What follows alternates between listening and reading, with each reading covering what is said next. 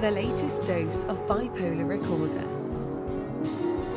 This podcast may cause dizziness and blurred vision.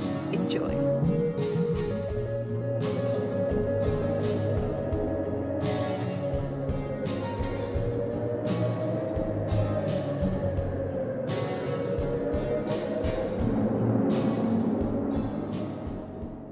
Welcome to Bipolar Recorder. My name is Hunter Keegan. I host and produce this mental health advocacy project. Since October 2021, we've been on a journey together, meeting different people and exploring different facets of living with serious mental illness. A recurring guest on my show has been my friend Palina, who I originally met through the Twitter Space platform. She has been on installments 21 and 36 of Bipolar Recorder. She's a mental health advocate currently residing in a group home in Minneapolis, Minnesota. And now she has returned to the show for another appearance. During installment 36, Palina shared candidly about a suicide attempt she'd made last year in early 2023. And since then, she has moved between a couple of different treatment facilities. She discusses her experiences in Minneapolis over the last 6 to 8 months and shares about what it's like living in these types of settings. But there's a bit of a twist on today's interview. Palina and I recorded over a live streaming app called Noom Vibe. It used to be called Wisdom, but apparently a few weeks ago they were bought by the fitness and nutrition company Noom. That's Noom. Wisdom was marketed as an advice app where people could answer different questions in the form of short audio logs and then share them with each other. Palina is the one who turned me on to this app sometime last year, and we experimented with it on and off. We both garnered hundreds of followers and ended up with good ratios, so I think the algorithm treated us pretty well, and for that reason, on the site, we both became quote-unquote featured coaches, or whatever they call it. But that was when it was Wisdom. Now with Noom Vibe, it seems they are starting to market it more specifically as a life coaching app, one that's refined and well curated and innocent. Meaning that Bipolar Recorder will likely soon be kicked off. Our show, as longtime listeners are well aware, features vulgarity, intense subject matter, and occasional references to things like drug use. So, Palina and I thought we'd seize the moment and do a 45-minute interview together on Noom Vibe. You'll hear us referencing Noom throughout this installment, but remember, this show is absolutely not sponsored by them. However, if you work for Noom and are interested in partnering with us, let me know. We can talk. Also, because this was on the Noom platform, toward the beginning we tried to incorporate discussion about mental health and how it can be influenced by diet and exercise. Palina has been through a lot over the last year. She escaped an abusive relationship, fled across the country, had to scramble to find housing, and is now kind enough to take the time to talk with me about it. All while living with bipolar disorder and possible autism spectrum disorder, something she also discusses during this interview. There are no major content advisories for today's installment. Palina's suicide attempt is not directly discussed in this particular recording. If you are interested in hearing that story, check out installment 36. We wrap up this conversation by discussing the power of nature. So everything ends on an especially chill note. I think you'll really enjoy this conversation. Let's go ahead and give it a listen.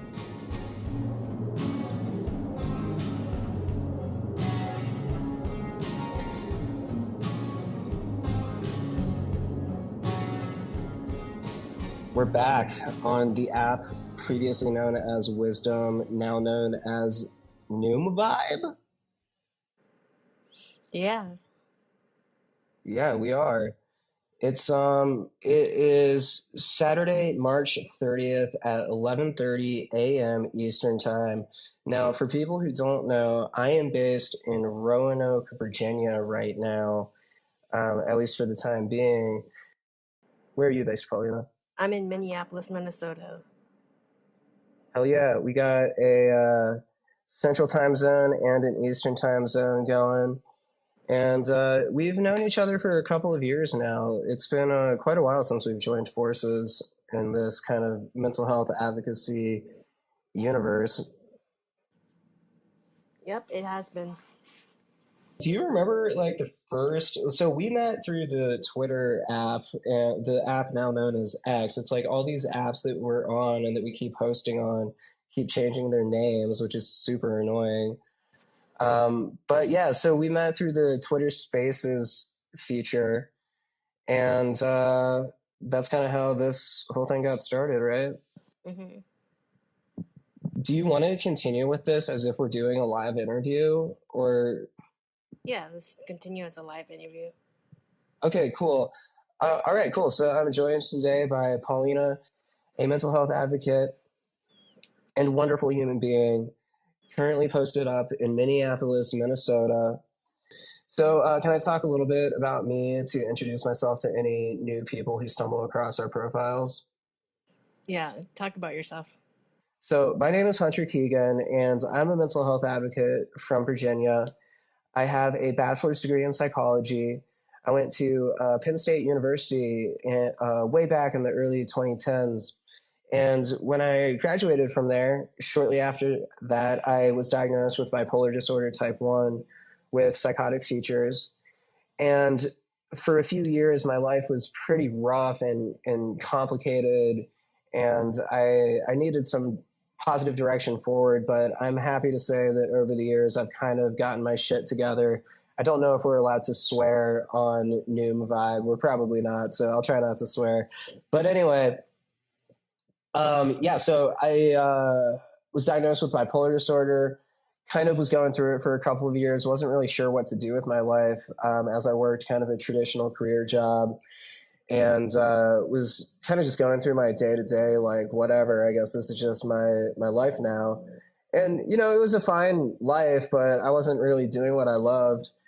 And as I approached my late 20s and early 30s, I started doing more and more of what people have begun calling mental health advocacy, which I guess means you talk about your life experience, you talk about the importance of mental well-being, you talk about the intersection of, I guess in the case of this platform, mental health and physical fitness.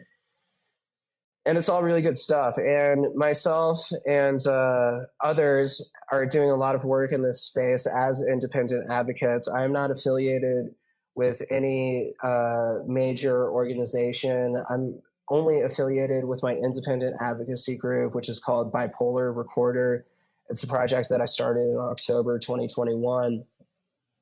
And from that point, you know, what began as a pretty traditional podcast has turned into a vibrant online community on Twitter/X. And that's how Paulina and I met, like we were saying earlier. So that's a little bit more about my story and how this all came to be. Yeah, I'm 44 years old now, but I think I was actually bipolar when I was 23. First time I went to a psychiatrist, she told me that I'm not bipolar because if I had been unmedicated this entire time, I wouldn't be alive. So it was a misdiagnosis. It's unfortunate that she didn't diagnose me earlier, though. Yeah. Yeah, that's a really common experience for a lot of people. And, you know, they say women, their issues are often minimized by doctors, especially general practitioners. Do you feel as though that might have been a factor? Yeah, I was minimized. Wow. That's so fucked up. Oh, wait, shoot. See, I caught myself on the tail end of that. If you've ever listened to the Bipolar Recorder podcast, you'll know that I swear a lot. And we have a very casual way of speaking on that show. You know, we try not to have the air of, you know, intellectualism and pretentiousness that you may find on certain other podcasts about mental health and psychology. We give it to you straight, y'all. So getting into the mental health and fitness, what's your fitness regimen? My fitness regimen right now is atrocious, Paulina. I used to be in great shape, but during the height of COVID, I really started falling out of shape, and I've found that it's been incredibly hard to get back on track. I do try to watch what I eat, but what I do eat is not the best. And it's often stuff that's like very convenient because I don't like cooking. So I order out a lot. I also live by myself, so I'm often cooking for one person, which can be difficult. There's a lot of like wasted food from the grocery store. So that's a challenge as well.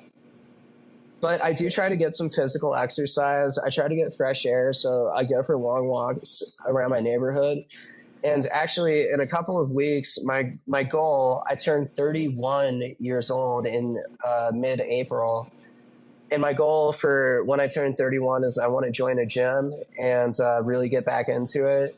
There was a time in my life where I was training for a marathon and running, like 30 miles a week. I was really into endurance running, trail running. I loved that. And unfortunately, I was hit in about 2021, not only with the psychological impact of COVID, which I think affected everybody for sure, but also with the impact of some psychiatric medication that I had been prescribed, the impact of a major depressive episode that I was going through, a thyroid problem that we don't know what even caused it. And I think this also happened in like the late autumn and early winter months. So it was like a multitude of factors all leading to just completely knocking me off my grind. And since then, I've kind of been like trying to claw my way back up. You know what I mean? Mm-hmm. Yeah. How about you? Yeah, I try to go on walks. My therapist actually goes on walks with me because I have a bit of agoraphobia too mixed in Okay. there. But it's good that he goes on walks with me. We just take a couple blocks around the neighborhood. It's good to get fresh air, but it's really hard to get out there when you're like depressed, though. Yeah. Yeah, Do you only walk when you're with your therapist?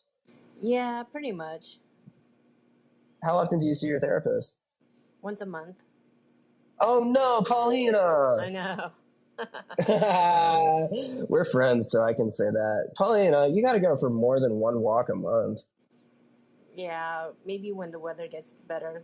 I've cold I urticaria, which is an allergy Yeah, to the cold. I feel that.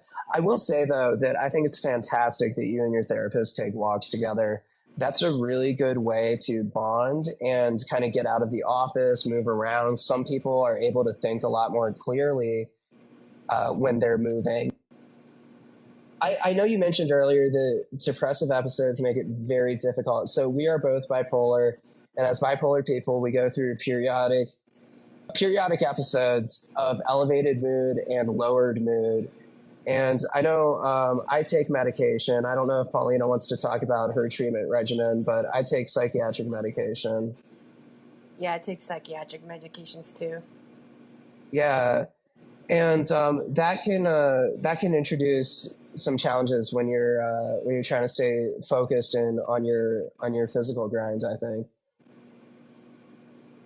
that wasn't the original point I was leading to, but I lost my train of thought on account of attention deficit disorder, ADD. That's another neurodivergence. Yeah, I'm getting assessed for autism. Yeah. Do you identify as autistic now, or are you waiting until you can get more feedback? I already identify autistic, but I'm waiting for the assessment too for just something on the papers. Okay, got you. I believe you told me you've spoken to like psychologists about this before, though, right? Hmm. Yeah, he Yeah, thought that I was autistic. yeah. Like you're not self-diagnosing, is my point. Yeah. Well, when you're depressed, is there anything that you find that's particularly helpful that does get you motivated or get you wanting to move, get off the couch? When I'm depressed, I try to make it to the window at least to see outside, outdoors, look at the sun, kind of gaze towards it, look at nature a lot, listen to the birds when I'm depressed. Just anything to get out of bed, really. If you can make it to the fridge, go to the bathroom, it's a big step to do. Yeah. Yeah, it sounds like to people who are like neurotypical or people who do not live with serious mental illness, it might sound kind of silly that it's like, oh my God, like just getting out of bed was like the baby step accomplishment that I needed today. Like it can sound kind of outlandish, but I've been there multiple times in my life for weeks at a time where I can barely get out of bed. I don't want to shower. It's hard to take care of my house. Like I'll let my house get really dirtied and cluttered. Did I say dirtied? I don't know if that's a word. Yeah, it gets really cluttered. For me, when I am going through a depressive episode, I try to watch what I'm eating. For example, I'll make like a health smoothie or something, like a healthy smoothie with a lot of kale and stuff in it, just to try to get some sort of healthy nutritional energy in my body.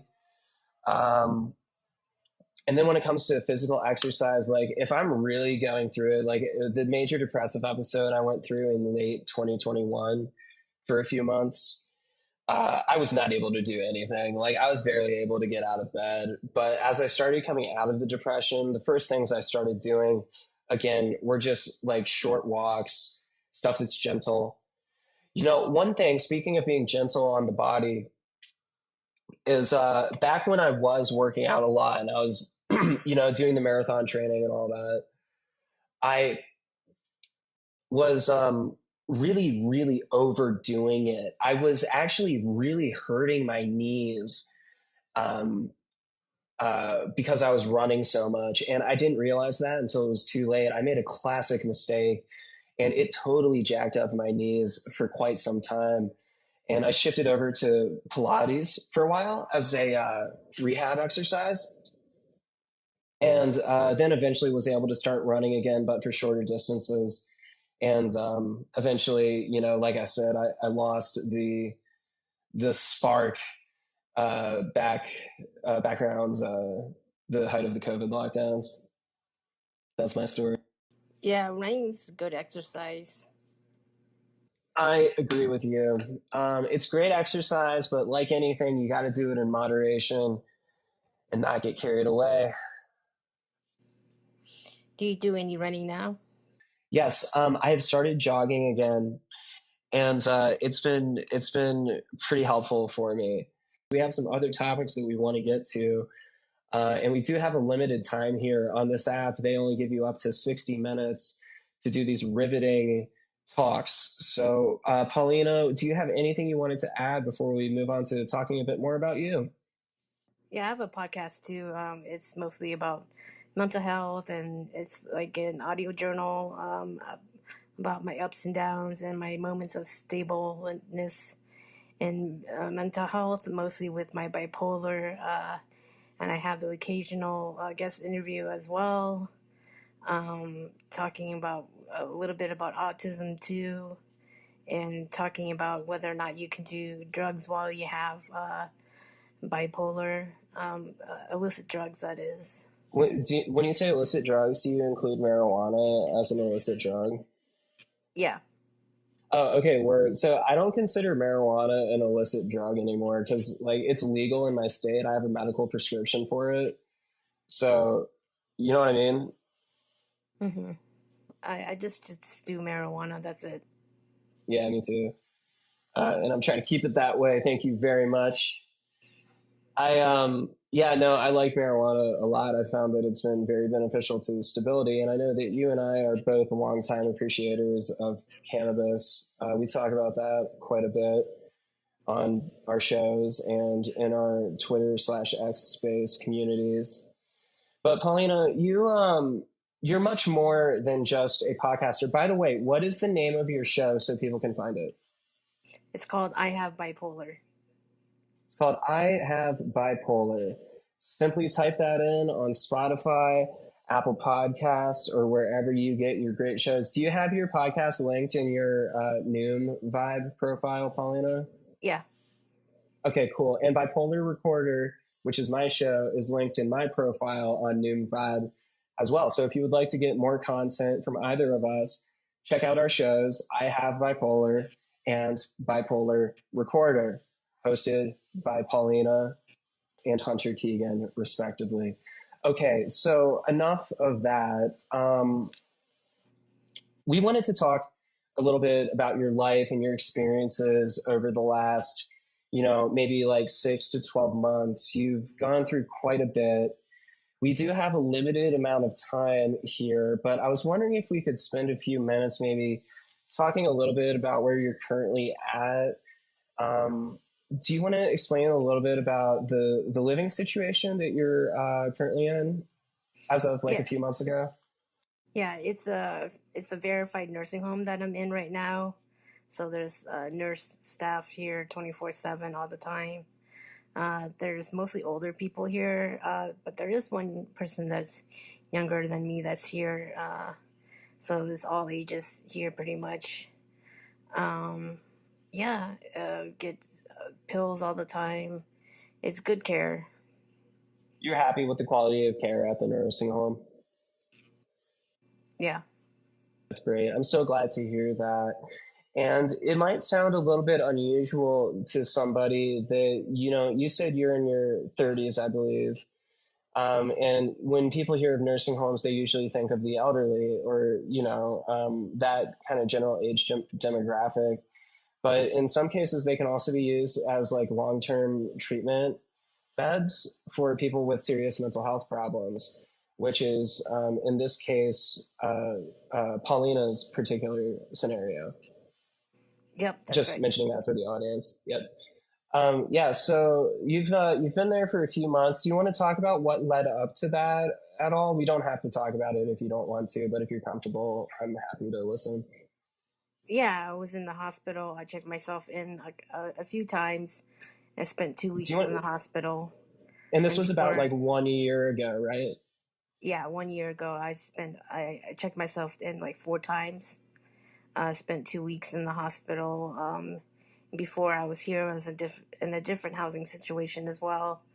Um, I moved up here from Houston, Texas. Found out that the lady I lived with has a heroin addiction, so it wasn't a good place for me to recover, so I had to leave that place. It was really not good on my mental health, so How did I had you to leave. meet the woman who had the heroin addiction who you originally moved into with in Minneapolis? Was she On someone Twitter. who on Twitter? Okay, so this was someone who you met through like your personal network. Yeah. Wow. Okay, so that brought you all the way from Houston, Texas, out to Minneapolis, Minnesota. Yeah, it was in 2023.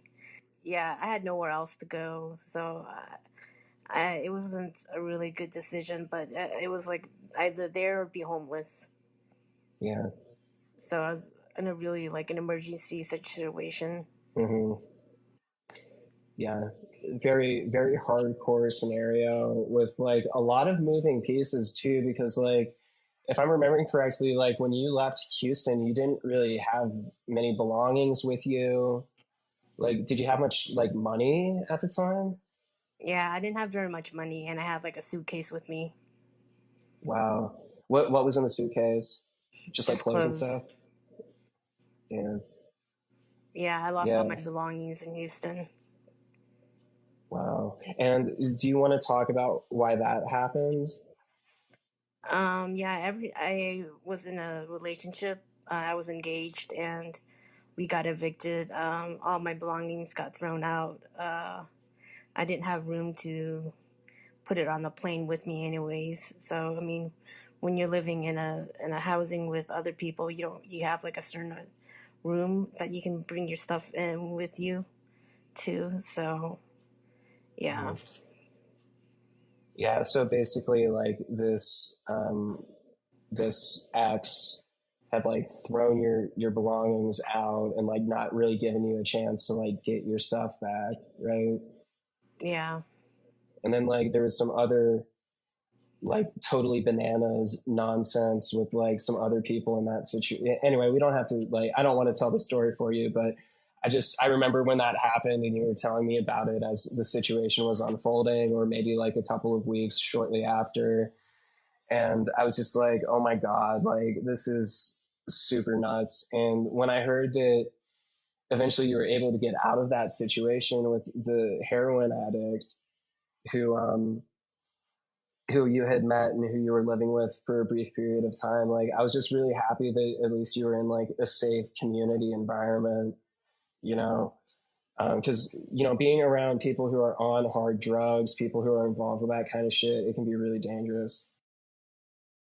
Yeah, that was not a good relationship. Yeah, I'm glad that you were able to get out of it, even though you had to go to such extreme measures. Yeah, it wasn't good times at all. It was, yeah, seemed so long ago. Yeah, I mean, there's been a lot that's unfolded since then. So were you in this group home immediately after you got out of I don't know what you would call it, like the heroin den, but the original situation that you were in Minneapolis? Like, did you go to a different spot to live before that, or did you go immediately to this current group home? I went to a different group home before here too. I was there for 3 months. Like 3 months was the max that I could stay at. And where I'm at right now, I can stay here indefinitely. Okay. Where do you see yourself going from here? Now that you seem like you've had some time to stabilize. You seem like you're in a pretty safe environment. I don't know if you would call it a good environment, like in your own words, or how would you describe it? Are you happy? You said you're happy with the quality of care. How do you feel about the overall environment? Yeah, I feel good where I'm staying at. I think I'll be here for a while. Okay. Do you have any goals for like the next 6 months, or are you like where are you at? Well, I want to lose some weight. Okay. I gained some weight from my meds, I think. Okay. Yeah, speaking of like gaining weight on meds, when I first took lithium, I gained like 50 pounds and then I lost it all after. That's one of the, Nice. yeah, it just kind of like melted off by eating less food and doing more exercise. Yeah.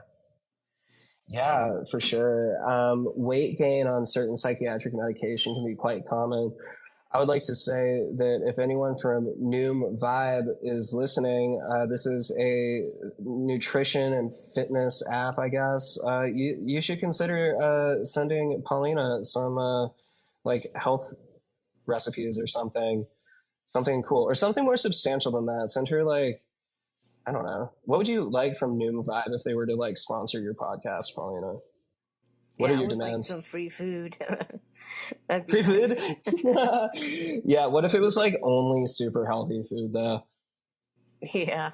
Yeah, I'd be fine with healthy food. I like healthy food. Yeah, it's better than only getting junk food for sure. So yeah, I'm with you. It's just like every once in a while, I really want like a cheeseburger. I was vegan for more than a year once, and I never felt Wow. better in my life.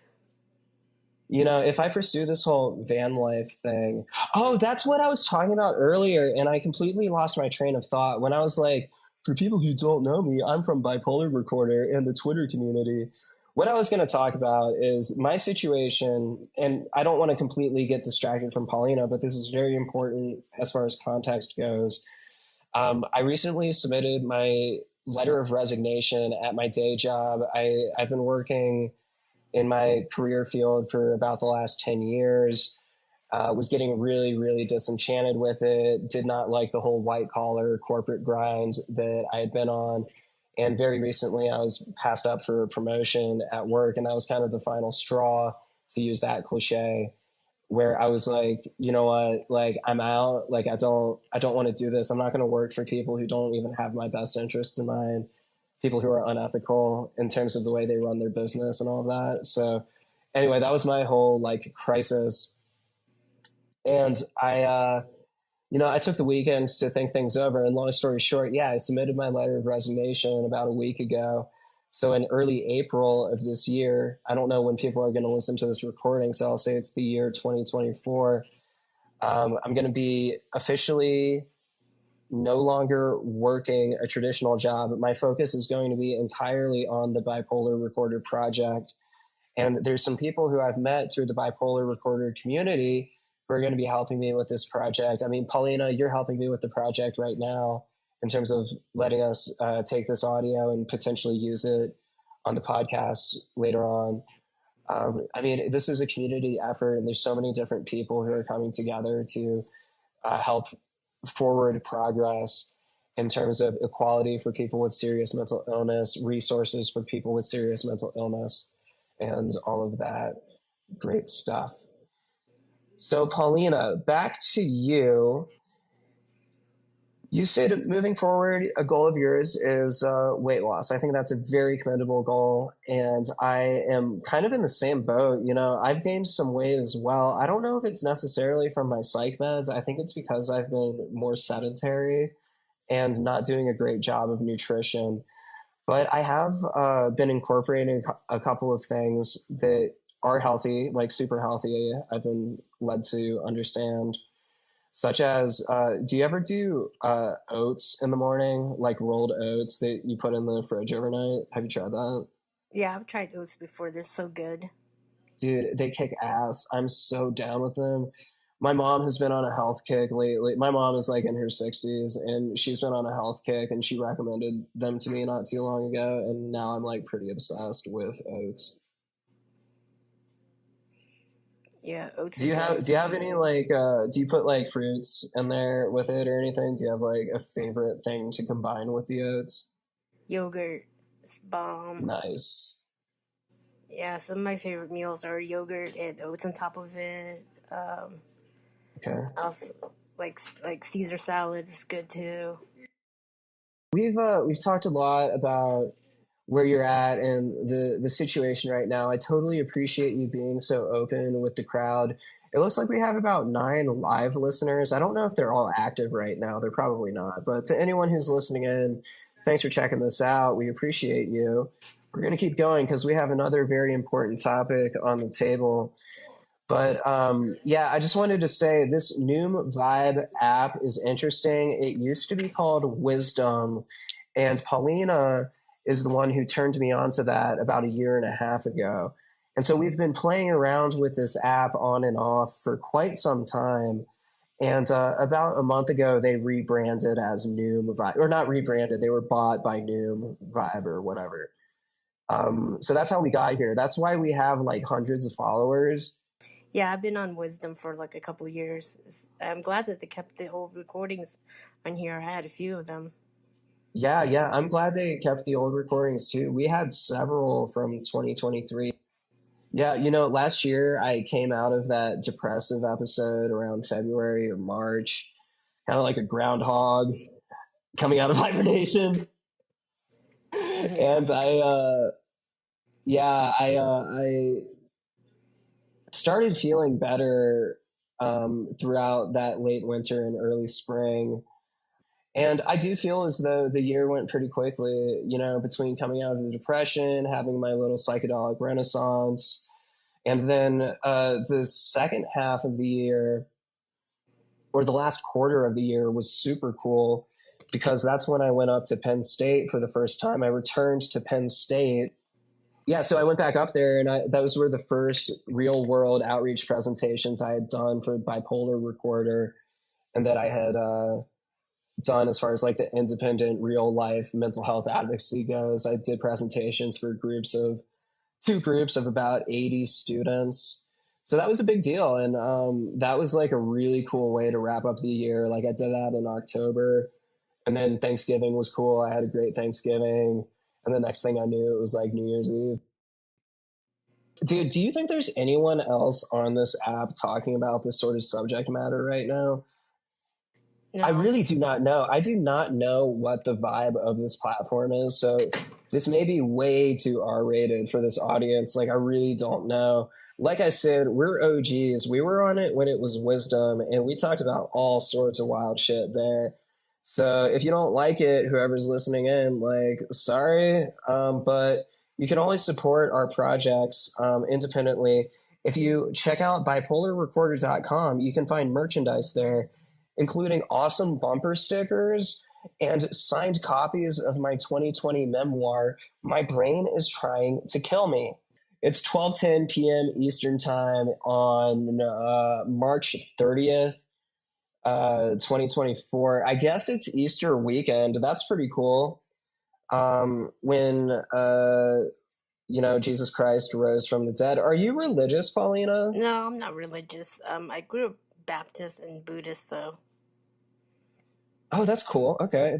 What do you think about that now as an adult? Well, I used to read the Bible like daily, but when I was 8 years old, I got into Star Trek, and I was like, none of these stories make sense. Like Jesus can't be real. Like, but I take a lot from God. Star Trek killed your faith in God? Yeah, but Oh my I took a God. lot from being a Buddhist. Like, I meditate a lot. Yeah, That's helped a lot. Meditation that's is super really good cool. for mental health. No doubt about it. How often do you meditate? Um, say almost every day. That's really cool. Do you have any tips for people who are trying to get into meditation for the first time? It's okay if your mind wanders. That's natural. Because you're supposed to think. It's okay. You're not Yeah. supposed to be totally blank. I don't think I told you about this, or maybe I did, but a few weeks ago, I found this local. So I'm a recovering alcoholic, and I found this local support group. And I don't like doing 12-step programs. I'm not into AA or NA. I don't like that stuff. So I found this local support group, a peer support group, and I believe they're called Recovery Dharma or Dharma Recovery. I checked it out, and what they do is they do kind of like a group share, like you would during a 12-step recovery meeting, but then after that, they just do like a group meditation for like 25 minutes, and they like turn the lights off, and they listen to a guided meditation, and they just like vibe out. And I thought that was really cool because meditation is so critical if you're trying to clear your mind, if you're trying to bring yourself to a state of peace and tranquility and mindfulness. How are you going to do that with a bunch of excess noise in your brain? Yeah, I do a lot of guided meditations. I follow a podcast from a guy named Martin Hewlett. Okay. He's a therapist. Okay. Cool. What appeals to you about Martin Hewlett's meditation stuff? They're short. They're only 10 minutes. Okay. So they're approachable for most people. Even 10 minutes can be quite a long time for a beginner, but I think that would be like a good goal maybe after like a week to work toward. Do like some 5 minute or even 2 minute or 1 minute meditations. It can really start Hmm. off that small, and you just work your way up. I used to be really deep into it back when I was fully sober, like before I was using the cannabis and stuff. I was completely sober for like 4 or 5 years between like age 22 through like 27 ish. And I was really deep into meditation during that time. And I built up a real kind of self discipline around it. And I was able to get to the point where it was like, you hear stories about people like um, really getting like trippy with it, like going to different worlds that they create in their mind's eye, that sort of stuff. It was pretty dope. Yeah. Are you at that point? Like, do you visualize stuff when you meditate, or do you kind of just like try to completely clear your mind? I try to completely clear my mind. I don't Huh. visualize things. Interesting. I do it both ways depending on like what sort of mood I'm in. I think like at night I find it easier when I'm visualizing stuff because it kind of helps me concentrate as I'm falling asleep. Because if I let my mind wander too much as I'm trying to go to bed, that usually keeps me awake. Walking meditations are good too. Can you describe a walking meditation? It's when you are just immersed in nature and feeling like the leaves, feeling the breeze in your hair. Have you ever heard of the 5, 4, 3, 2, 1 countdown that I always talk about? Yeah. Yeah, that's my favorite grounding technique. And it sounds like your walking meditation is a form of grounding exercise, I would say. Becoming mindful of the surrounding environment. For people who haven't heard of the countdown, it's just a very, very simple cognitive behavioral technique, and it begins, I believe it's a CBT technique. Do you know, can you confirm that, Paulina? Is that right or wrong? Do you know? It sounds like CBT. Can you It does, explain to right? the audience what it is? Cognitive behavioral therapy is a type of basically, and I am not a licensed psychologist or doctor or anything, so whatever, but basically, with my bachelor's degree in psychology level understanding of this stuff, um, cognitive behavioral therapy is like you try to restructure thought patterns. So for people who have PTSD and they have like a really, really messed up visual image in their mind, a cognitive behavioral therapy technique would consist of a therapist working with you to find different steps you can walk through in your head to divert your attention away from the traumatizing thought and towards something that's calming and soothing. That's just one very general example of a CBT technique.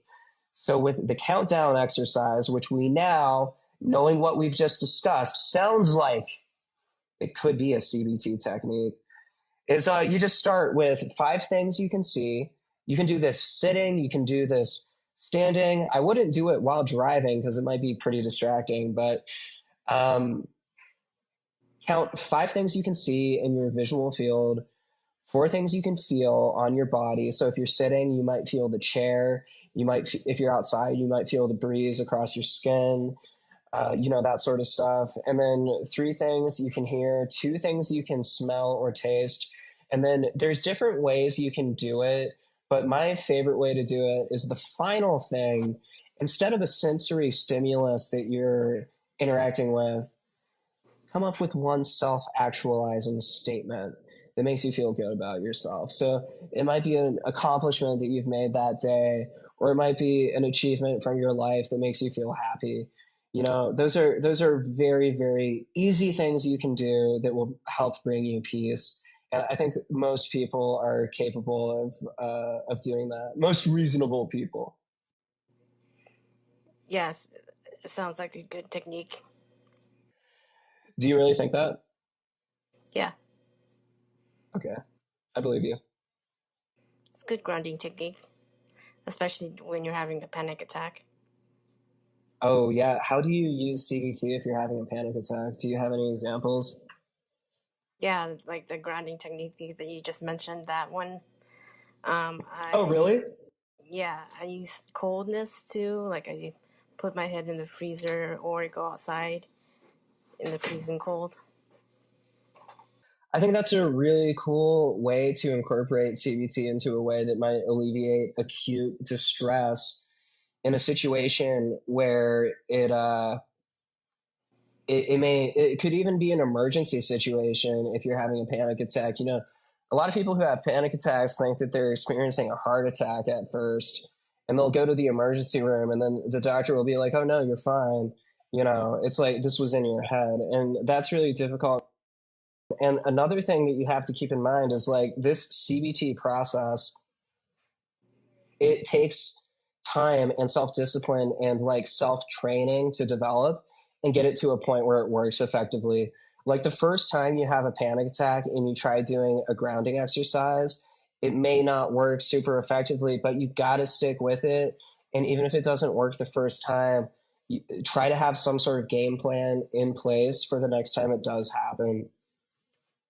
So you can incorporate things, behavioral things that can, you know, be supportive.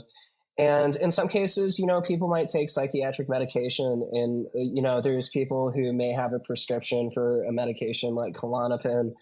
Personally, I don't take benzodiazepine medication anymore because of some pretty gnarly stuff that happened a couple of years ago. That's a story that's been featured on the Bipolar Recorder podcast called Hunter's Holiday Crisis and Whack Drug Relapse is the title of the episode for anyone who would like the full lowdown. We were going to wrap up by talking about nature. What have you got? Nature, I love nature. I like What's your going out. favorite part about nature? I like meditating in nature. That's my favorite part. Going out Okay. and having a hike, laying out in the sun, reading, in the sun is one of my favorite things to do.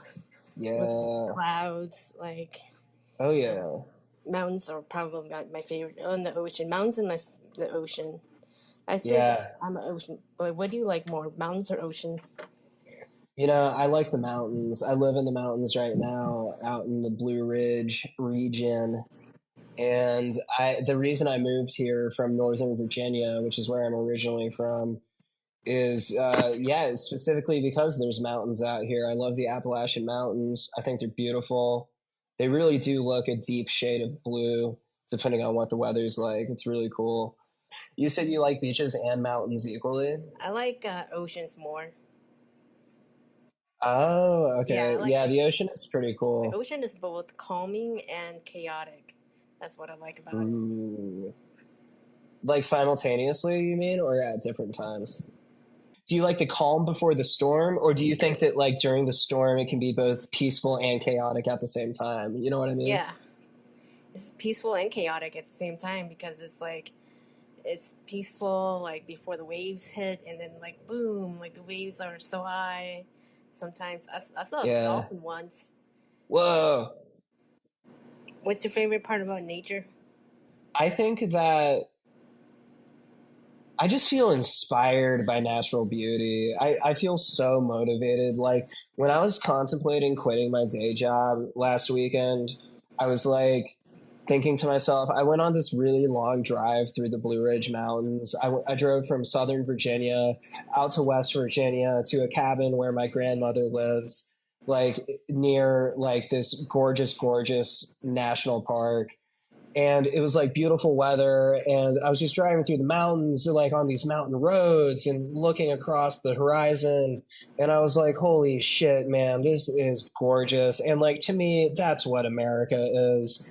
That's the American spirit, the frontier, the endless expanse in front of you. It's so cool. And I find that really charges my creative energy, which is important as a musician and author and all that. I remember the first time I drove through the Appalachian Mountains, I was like manic, and I was like, "Whoa, wow, oh my god!" It's like that guy that saw a double rainbow. Yeah, yeah. Yeah. Well, I'm Hunter Keegan. Paulina, what do you want to plug? Yeah, listen to my podcast. It's called I Have Bipolar. It's about the ups and downs and moments of stabilization and the occasional guest interview. You can find it anywhere where you find your podcasts: Spotify, Anchor, on your iPod, iPhone. Very nice. If people want to find you on Twitter/X, where can they find you? You can find me at Paulina, Palina 444. Nice. And to be clear, Twitter/X is both Paulina and my own primary platform that we use. That's where our major following is. Well, quote unquote major. I say that very loosely. But that is where you can find the latest updates about all the projects that we work on, all of our mental health advocacy stuff, all of the cool behind the scenes stuff that goes down. Noom Vibe. This has been an interesting experiment. How are you feeling about all this, Paulina? This is the first time we've done this in a very long time. Yeah, it's been about a year. Yeah. Will we do this again at some point, do you think? On Noom Vibe? Yeah? Yeah. Cool.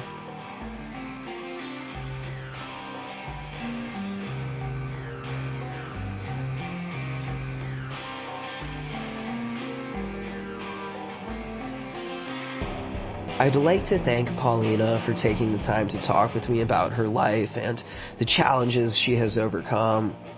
Paulina is on Twitter and Noom Vibe at Paulina444. I am on Twitter at HHKeegan and at Bipolar Recorder.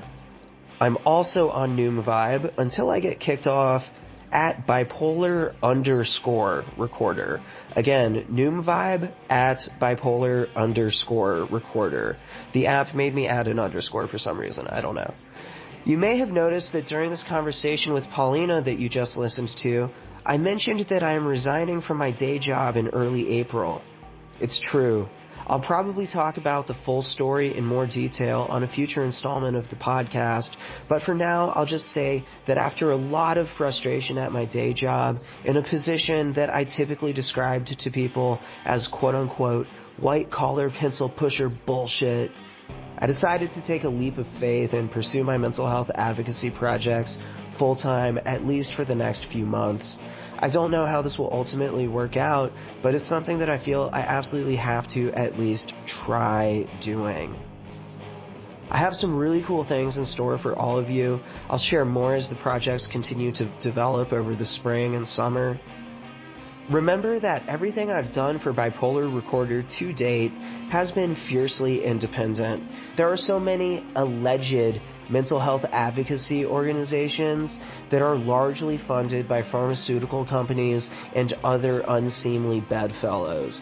They throttle actual conversations about mental illness and recovery in order to fit biased agendas, some of which can even infringe on people's rights. It's all very duplicitous. So to help keep this independent project running, especially now that I'll no longer have my outside income from my day job, you can visit bipolarrecorder.com to make some very, very much appreciated contributions. Donate however much you want, or get a signed copy of my memoir for $30, or some deluxe Bipolar Recorder skull logo bumper stickers. As of March 2024, everything on the official Bipolar Recorder website currently ships for free to the United States. Note that sadly right now, I cannot ship internationally. Again, you can support this project simply at www.bipolarrecorder.com. And remember, you can also support on our Patreon page if you'd like to make a recurring monthly donation. Thanks for checking all of this out. I've got my next presentations at Penn State coming up on April 19th, and I'm super stoked for them. I'll keep you all posted on that as well. My name is Hunter Keegan. Have a beautiful day, evening, or night, wherever you are.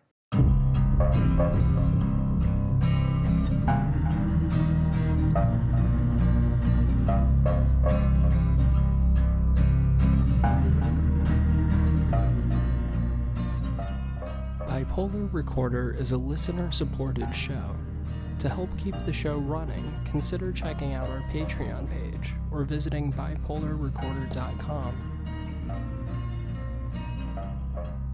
Unless otherwise stated, the hosts and guests on Bipolar Recorder are not licensed mental health professionals. Bipolar Recorder is not a substitute for therapy or professional medical intervention. If you are having a mental health crisis, please contact your local emergency services.